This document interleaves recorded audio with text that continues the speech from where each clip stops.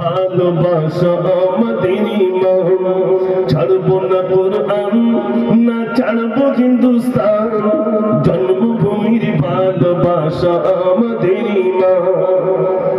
এটা আমাদের জন্মস্থান, এই জন্মভূমি, আমরা এটাও ছাড়বো না, কোরআনও ছাড়বো না। চেষ্টা করেছে, আপনারা সোশ্যাল মিডিয়া দেখছেন, কোরআনকে পুড়িয়ে দেওয়া হচ্ছে, হচ্ছে না ভাই? কোরআন পুড়িয়ে দিচ্ছে, কেউ আবার কোরআনের উপরে পা রাখছে না, কোরআন শরীফকে তারা বেয়াদবি করছে, কোরআন শরীফের পৃষ্ঠাগুলো ছেড়ে দিচ্ছে, তারা ভাবছে কোরআন শেষ করে দিলাম। না, কোরআন শেষ করা যাবে না। প্রতি বছরে বছরে হাজার হাজার হাফেজে কোরআন আল্লাহ পাক বানিয়ে নিচ্ছে। জোরে বলুন না সুবহানাল্লাহ। আমি ওই মাঝে মাঝে বাংলাদেশের কিছু বাচ্চাদের তেলাওয়াত শুনি, বাংলাদেশের বাচ্চাদের তেলাওয়াতগুলো আমি শুনি, খুব ভালো লাগে। তো যখন ওই কোরআনের অনুষ্ঠান হয়, তো বিভিন্ন ছাত্ররা এসে কোরআন তেলাওয়াত করছে, দেখলাম একটা ছেলের চশমা চোখি, সে তেলাওয়াত করছে, তার বিচারকরা কাঁদছে। এত সুন্দর তেলাওয়াত, তেলাওয়াত শুনে বিচারকদের চোখে পানি আসে। কোরআন শুনে চোখে পানি আসে না, আসে না? মানুষ কাঁদে। আমি 2008-এ যখন হাসপাকে গেলাম, তখন মনে মনে হচ্ছে আল্লাহ, মক্কার ইমাম সাহেব যিনি সব থেকে বড়, জানার তেলাওয়াত খুব শুনতে ভালো লাগে, কারি আব্দুর রহমান সুদাইস, তো মনে মনে হচ্ছে আল্লাহ, যদি কারি আব্দুর রহমান সুদাইসের একটু তেলাওয়াত শুনতে পারতাম ভালো লাগতো। এইরকম মনের ভিতরে হচ্ছে। আর চলে আসার মানে বিদায় তো করবার 2-1 দিন পরে ভাবছি চলে তো যাবো, তো একটু কি শোনা হবে না?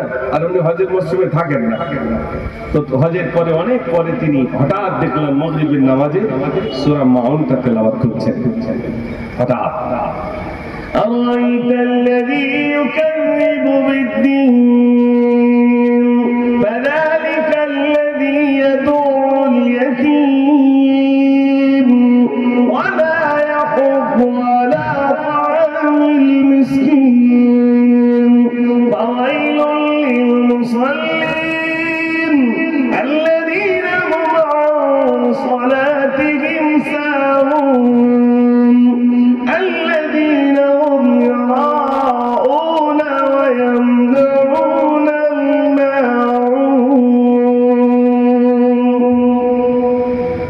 মক্কা শরীফে যেন কান্নার রূপ পড়ে গেল। এত সুন্দর তেলাওয়াত, তেলাওয়াত শুনে মানুষ কাঁদছে। আচ্ছা, এখানে যারা আছেন, একটু সত্যি কথা বলেন, আপনার যেমন আমাকে বলছেন যে হুজুর আপনার মুখ থেকে, ভাই একটু আপনার মুখ থেকে কোরআন শুনবো, কেরাত শুনবো, এবার আপনারা বলুন, আল্লাহর নবীর মুখ থেকে তেলাওয়াত শোনার ইচ্ছা আছে? যার উপরে কোরআন নাযিল হয়েছে তার মুখ থেকে তেলাওয়াত শুনবেন, তো কি করে শুনবেন? শোনেন তাহলে এবার বলি। শুনতে গেলে আপনাকে প্রথমত আল্লাহর কাছে দোয়া করতে, আল্লাহ যেন জান্নাত নসিব করে। জান্নাতীদের জন্য একটা বিরাট সবার ইন্তজাম হবে, সেই স্টেজ বানানো হবে, সেখানে স্টেজ বানানো হবে। ফারিস্তারা বলবেন আল্লাহ কি দিয়ে স্টেজ বানাবে? আল্লাহ বলবেন আমার নূর দিয়ে স্টেজ বানাও। স্টেজ বানানো হয়ে যাবে। এরপরে ফারিস্তারা বলবেন আল্লাহ লাইটিং এর তো প্রয়োজন, তো কি দিয়ে লাইটিং বানাবো? আল্লাহ বলবেন আমার হাবিবকে নিয়ে যান। আল্লাহর নবী সাল্লাল্লাহু আলাইহি সাল্লামকে এনে স্টেজে বসানো হবে, তার নূরানি চেহারাতে গোটা জান্নাতটা লাইটিং বনে যাবে। একটু জোরে বলুন না সুবহানাল্লাহ। আল্লাহ রাসূলের আলাম, এটাকে আমার জীবনে আমি প্রথম যে গজলটা লিখেছিলাম, এই রাসূলের করিম সাল্লাল্লাহু আলাইহি সাল্লাম চেহারার যে নূর, যে কত জ্যোতি আল্লাহ দিয়েছেন। আমি মা আমিনা বলছেন যেন আমার কুড়ে ঘরে পূর্ণিমার চাঁদ এসে ধরা দিয়েছে। তাহলে কত জ্যোতি রাসূল করিম সাল্লাল্লাহু আলাইহি সাল্লামের চেহারা আল্লাহ দিয়েছিলেন। আমার লাইফে যখন প্রথম গজলটা লিখি, আমি লিখেছিলাম পূর্ণিমারি চাঁদ জালে মায়া মিনারি কোলে, মায়া মিনারি কোলে, মায়া মিনারি কোলে, দুর্বল তুমি চলে মালি মটালে,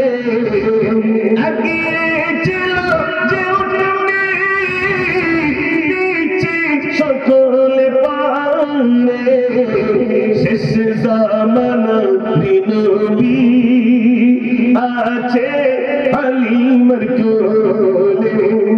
জোরে বলুন না সুবহানাল্লাহ। কত জ্যোতি আল্লাহ দিয়েছিলেন। একদিন আম্মা জান আয়েশা সিদ্দিকা রাদিয়াল্লাহু তাআলা বাড়িতে ওই রাসূলের জুব্বা ছিঁড়ে গেছে, তো জুব্বাটা সেলাই করছিলেন, হঠাৎ হাত থেকে সুচ পড়ে গেছে। তো সুচ পড়ে গেছে, কোনো লাইট নেই। পার্শ্ববর্তী বাড়িতে গেলেন, আলো নেই। এদিকে গেলেন, কোনো আলো নেই। সুচটা তুলবেন কি করে, অন্ধকার তো, খোঁজাখুঁজি করছেন, মিলছে না। হঠাৎ আল্লাহ রাসূল সাল্লাল্লাহু আলাইহি সাল্লাম ঘরে তশরিফ রেখেছেন। আম্মা জান আয়েশা বলছেন, আল্লাহ রাসূল যখন ঘরে প্রবেশ করেছেন, তার নূরানি চেহারাতে, নূরানি জ্যোতিতে আমার ঘরটা আলোকিত হয়ে গেছে। আমি নিজ হাতে এই সুচটা তুলেছিলাম। আমি জোরে বলবেন সুবহানাল্লাহ। ভাইরা, রাসূল করিম সাল্লাল্লাহু আলাইহি সাল্লামের চেহারা এত সুন্দর দিয়েছিলেন, এত সুন্দর চেহারা আল্লাহ পাক দিয়েছিলেন। তো জান্নাতে তাকে যে বসানো হবে নূরানি চেহারাতে, গোটা জান্নাতটা লাইটিং বনে যাবে। আল্লাহ রাব্বুল আলামিন এবার বলবেন, দাউদ নবীকে বলবেন, দাউদ তুমি জান্নাতীদের সামনে তুমি জবুর তেলাওয়াত করো, জবুর তেলাওয়াত করো। দাউদ নবী যখন দুনিয়ায় জবুর তেলাওয়াত করতেন, উড়ন্ত পাখিগুলো সব এসে বসে যেত, সমুদ্রের মাছগুলো মাথা উঁচু করে তেলাওয়াত শুনতো দাউদ নবীর তেলাওয়াত। এত সুন্দর কণ্ঠ আল্লাহ রাব্বুল আলামিন দাউদ নবী দিয়েছিলেন। যখন তিনি জবুর তেলাওয়াত করতেন, উড়ন্ত পাখিগুলো এসে সব বসে যেত। এই যে পাখি উড়ে যেত না, এই পাখি এসে সব বসে যেত দাউদ নবীর তেলাওয়াত শোনার জন্য। সমুদ্রের মাছগুলো মাথা উঁচু করে দাউদ নবীর তেলাওয়াত শুনতেন। সেই দাউদ নবী জান্নাতে জবুর তেলাওয়াত করলেন।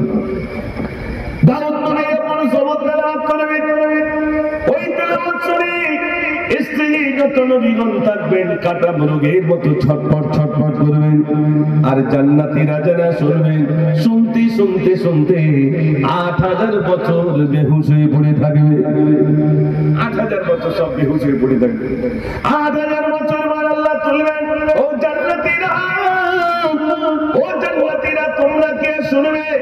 জান্নাতীরা বলবে, আল্লাহ নবী নবী নবী নবী করে পাগল ছিলাম, আল্লাহ সেই নবীর মুখ থেকে একটু কোরআন তেলাওয়াত শুনবো। কারা বলবে? জান্নাতীরা। জান্নাতে যদি যেতে পারি তাহলে তো নবীর মুখ থেকে একটু তেলাওয়াত শুনতে পারবো। নবীজি কোন সূরাটা পড়বেন? ১১৪টা সূরা কোরআন শরীফের ভিতরে আল্লাহ রাসূল সাল্লাল্লাহু আলাইহি সাল্লাম সেদিন জান্নাতীদের সামনে এই সূরাটা তেলাওয়াত করবেন। ভাইরা, জান্নাতীদের সামনে আল্লাহ রাব্বুল আলামিন বিশ্বনবী সাল্লাল্লাহু আলাইহি সাল্লামকে বার কোরআন তেলাওয়াত করার কথা বলবেন। নবীজি এই সূরাটি তেলাওয়াত করবেন, ইয়াসিন ওয়াল কুরআনিল হাকীম ইন্নাকা লামিনাল মুরসালিন আলা সিরাতিন মুস্তাকিম। জোরে বলুন না সুবহানাল্লাহ। জানার উপরে কোরআন নাযিল হয়েছে, তিনি তেলাওয়াত করবেন। এমনি আমাদের এই বসিরাত বলেন, বিভিন্ন জায়গায় কাজী সাহেবরা আসলে যখন তেলাওয়াত করে আমরা তাই আপনার আফ্রিকার একজন কারি আপনার ইদি শাহবাজ, তার তেলাওয়াত অনেক কারি আছে, কিন্তু কালো মানুষের কথা বলছে। কালো মানুষ তার মুখে চুমো খাচ্ছে, কিসের জন্য বলতো? এত সুন্দর কোরআন তেলাওয়াত করছে, মানুষ পাগল হয়ে জড়িয়ে ধরছে, তার মুখে চুমো খাচ্ছে, টাকা চড়িয়ে দিচ্ছে। আর আল্লাহ সেরকম তার কলিজা দিয়েছে, একই দমে সূরা ফাতিহা আরো অন্যান্য সূরা একসঙ্গে আল্লাহ তার বলার সুযোগ দিয়েছে। আর সে কোরআন তেলাওয়াত করছে, তো মানুষ বসা মানুষ দাঁড়িয়ে যাচ্ছে, বসা মানুষ দাঁড়িয়ে যাচ্ছে কোরআন তেলাওয়াত শুনে। জোরে বলুন না সুবহানাল্লাহ। তাহলে দুনিয়ার মানুষের তেলাওয়াত শুনে যদি মানুষ এই খুশি হয়, জানার উপরে কোরআন নাযিল হয়েছে, তিনি তেলাওয়াত করলে তাহলে কি সর্বনাশ হবে? জানার উপরে কোরআন নাযিল হয়েছে, তিনি তেলাওয়াত করছেন এবার জান্নাতীদের সামনে। জান্নাতীরা শুনতে শুনতে শুনতে ৮ লক্ষ বছর বেহুশ হয়ে পড়ে থাকবে। ভাইরা, জান্নাতীরা ৮ লক্ষ বছর বেহুশ হয়ে পড়ে থাকবে। জান্নাতীদের আল্লাহ রাব্বুল আলামিন এবার তুলবেন, ও জান্নাতীরা তোমরা কি শুনবে? জান্নাতীরা বলবে আল্লাহ, দুনিয়ায় আল্লাহ আল্লাহ আল্লাহ বলে রাখতাম, আল্লাহ সেই তোমার মুখ থেকে আমরা একটু কোরআন তেলাওয়াত শুনবো। জোরে বলুন না সুবহানাল্লাহ। জান্নাতীরা আবদার করবে, কার কাছে শুনবেন এবার? আল্লাহর কাছে শুনবেন, যিনি নাজিল করেছেন তিনি জান্নাতীদের সামনে কোরআন শরীফের এই সূরাটা তেলাওয়াত করবেন। ও ভাইরা, যদি আল্লাহ জান্নাতে দেন তাহলে সেদিনে আমরা আল্লাহর মুখ থেকে কোরআন তেলাওয়াত শুনতে পারবো। আল্লাহ রাব্বুল আলামিন সেদিন জান্নাতীদের সামনে জান্নাতীদের উপলক্ষ করে আল্লাহ রাব্বুল আলামিন কোরআনের এই সূরাটা তেলাওয়াত করবেন। আর-রাহমানু আল্লামাল কুরআন খালাকাল ইনসানা আল্লামাহুল বায়ান। জান্নাতীরা শুনতে শুনতে কয়েক কোটি বছর বেহুশ হয়ে পড়ে থাকবে, কোনো হুঁশ থাকবে না। ও সোনার ভাই, আল্লাহ রাব্বুল আলামিন সেদিন বলবেন, ও জান্নাতীরা তোমরা কি শুনবে? জান্নাতীরা বলবে আল্লাহ আল্লাহ, আমাদের কলিজা খানা ঠান্ডা হয়ে গেছে, আমাদের কলিজা খানা ঠান্ডা হয়ে গেছে। সোনার ভাইরা আমার, আল্লাহ রাব্বুল আলামিন সেদিন ওই জান্নাতীদের তেলাওয়াত শোনাবেন, কোরআন তেলাওয়াত শোনাবেন। আমি আপনাদের কাছে বলি, বিশ্বনবী সাল্লাল্লাহু আলাইহি ওয়াসাল্লাম একদিকে কোরআন নিয়েছেন, অপরদিকে মানুষকে নসিহত করতে শুরু করেছেন। রাসূল কারীম সাল্লাল্লাহু আলাইহি ওয়াসাল্লাম ভাইরা আমার, তারা নিজ বাড়িতে কোরআন তেলাওয়াত করছেন। এখন তার কোরআন তেলাওয়াত আমাদের বাড়ির দিকে আর কেউ করতে চায় না। করতে চাই ভাই? আমার মাদ্রাসায় এক চাচি ওই কোরআন শরীফ জুজদানি মোড়া, কাপড় দিয়ে মোড়া আমার কাছে নিয়ে গেছে। খোকা, আমি বললাম জি। বলছে এদিকে এসো বাবা, এই কোরআন শরীফটা না পড়ার কেউ নেই, ধুলো পড়ে যাচ্ছে, বলি গোনা হবে, তাহলে মাদ্রাসায় দিয়ে আসে, অন্তত ছেলেপিলে পড়ুক না, তো গোনা হবে। আমি চাচির বললাম, চাচিমা তা কোরআন পড়নেওয়ালা কেউ নেই বাড়িতে? বলছেন না। আমি মোবাইল চালার লোক আছে তো? খোকা আর বলো, আপনার বল এত মিলাদ হচ্ছে, সত্যি কথা বলো, এখান থেকে 20 বছর আগে 30 বছর আগে কারেন্ট ছিল না, আমাদের দিকে কারেন্ট ছিল না। আমরা নিজেরা দেখেছি লম্ফ জ্বালিয়ে হারকেন জ্বালিয়ে মা চাচির একটু কোরআন শরীফ তেলাওয়াত করতে। এখন আর বাড়ি কোরআন শরীফের আওয়াজ হয় বলে মনে হয়? কেউ কথা বলেন না, কেন কথা বলে না? কোরআন তেলাওয়াতের আওয়াজ নেই, বাড়িতে কোরআন পড়নেওয়ালা নেই। এই তো জিলকদ, এরপরেই আসছে জিলহজ। হাজি সাহেবরা হজ পাকে যাবেন, সব হজ পাকে যাবেন। আমি কিছু কথা আপনাদের কাছে শেয়ার করি। আল্লাহ পাক আমাকে কয়েকবার নিয়ে গেছেন, তার ভিতরে আমি দেখেছি। দেখেন, কোরআন শরীফ যে জায়গায় নাজিল হয়েছে ওই মক্কা এবং মদিনা, এই দু জায়গায় কোরআন নাজিল হয়েছে। নাজিলকৃত জায়গায় গিয়ে কোরআন পড়তে পারলাম না। অনেক হাজি সাহেব এমন আছে কোরআন শরীফ জানেন, কোরআন শরীফ জানেন না। আমি সেই সমস্ত মানুষদের কাছে বলবো, যেন হজ পাকে যাচ্ছেন একটু কোরআন শরীফ শিখে যান। মজা তো ওই জায়গায়, কোরআন শরীফ শিখে যান।